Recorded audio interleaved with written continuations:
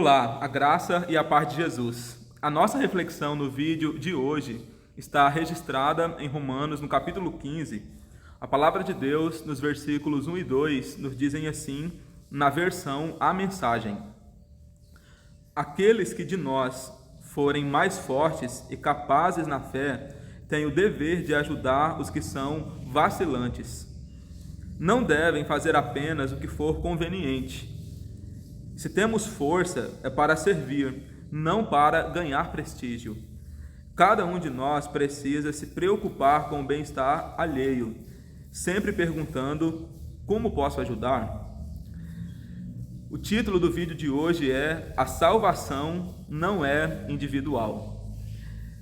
É importante a gente pensar nesse tema porque é natural a gente ouvir muitas vezes que a salvação é individual e que cada pessoa tem a responsabilidade de se conduzir a si mesma diante de Deus. No ponto de vista de importância, no ponto de vista do valor que existe na salvação, sim, cada um de nós devemos dar o devido valor e ter o devido cuidado com a nossa espiritualidade, com a nossa fé e com a salvação que nós recebemos do Senhor. Contudo, no quesito do alcance para a salvação não é individual. Nós temos deveres em relação uns aos outros, nós temos responsabilidades com a salvação uns dos outros. Prova disso é o apóstolo Paulo, quando ele escreve sua segunda carta aos Coríntios, no capítulo 11. Quando ele escreve essas cartas, todas elas, ele já havia tido um encontro com Jesus. Ele já havia se encontrado com o Senhor já havia se revelado para o apóstolo Paulo, ele já conhecia quem era Jesus e ele já havia recebido tão grande salvação do Senhor por meio da graça através da fé. Portanto, os sofrimentos que o apóstolo Paulo enfrentou não foi para a sua própria salvação, foi para a salvação de outros, principalmente dos gentios.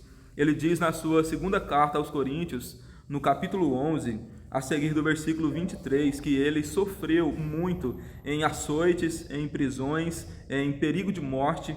Ele recebeu 5 quarentenas de açoites, menos uma, 25 vezes foi açoitado com varas, uma vez foi apedrejado, 3 vezes sofreu naufrágio, uma noite e um dia passou no abismo, em viagens, em perigos de rios, em perigos de salteadores, perigos dos compatriotas, perigos no deserto, perigo nos gentios, perigo nas cidades, perigos no mar, perigos entre os falsos irmãos, trabalho, fadiga, vigílias, fome, sede, frio e nudez, além das coisas exteriores que o oprimem a cada dia em todos os lugares. Então note que aqui do versículo 23 ao versículo 28 de 2 Coríntios capítulo 11, o apóstolo Paulo fala de muitos sofrimentos que ele enfrentou, não para adquirir a salvação, porque ele já havia recebido a salvação em Cristo Jesus. Jesus já havia se revelado para ele já conhecia os planos de Deus para salvar o ser humano.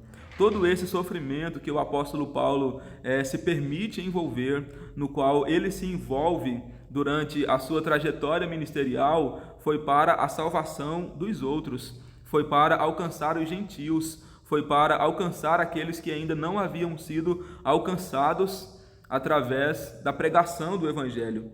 Portanto, no quesito salvação, ela não é individual. Nós trabalhamos ou devemos trabalhar pela salvação dos outros. Nós devemos trabalhar para a salvação do nosso irmão, da nossa irmã, das pessoas que fazem parte do nosso dia a dia e das pessoas que Deus vier a colocar no nosso caminho. Nós temos responsabilidades em relação uns aos outros. O apóstolo Paulo, quando ele escreve a sua carta aos Romanos, no capítulo 15, no versículo que nós lemos inicialmente, ele diz que aqueles que têm força, eles devem ajudar aqueles que estão em fraqueza. E que a nossa força, daqueles que têm, a força não é para ganhar prestígio, e sim para ajudar aqueles que necessitam. Nós devemos sempre ter em mente o propósito de contribuir para o bem uns dos outros. Nós devemos sempre ter em mente o propósito de servir uns aos outros. Nós devemos sempre ter em mente o propósito de trabalhar para a salvação uns dos outros. Portanto, no quesito de alcançar pessoas para a salvação ela não é tão individual. Você, meu amado irmão, minha amada irmã que ouve esse vídeo nesse momento, pode ser que você já tenha experimentado o dom excelente, o dom perfeito da salvação, que você já tenha tido experiências marcantes com Deus na oração, nos cultos, nos momentos junto da comunidade da fé.